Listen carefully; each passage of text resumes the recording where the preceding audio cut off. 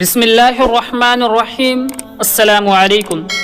حضرت اسامہ بن زید رضی اللہ عنہ کی شخصیت محتاج تعارف نہیں، تاریخ اسلامی ہزاروں شخصیات کے کارناموں سے بھری ہوئی ہے، لیکن حضرت اسامہ رضی اللہ عنہ کی صدا آج بھی اسی طرح گونج رہی ہے۔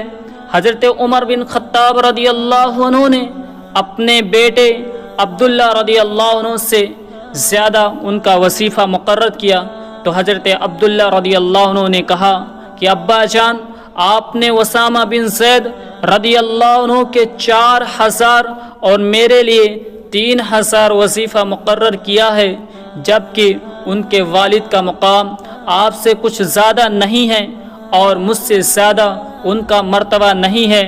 حضرت عمر رضی اللہ عنہ نے فرمایا کہ بالکل نہیں، ان کے والد رسول اللہ صلی اللہ علیہ وسلم کو تمہارے باپ سے زیادہ محبوب تھے، اور یہ خود رسول اللہ صلی اللہ علیہ وسلم کو تجھ سے زیادہ محبوب تھے۔ جب یہ بات سنی تو حضرت عبداللہ بن عمر رضی اللہ عنہما نے اس وظیفے پر خوش ہو گئے جو ان کے لیے مقرر ہوا تھا۔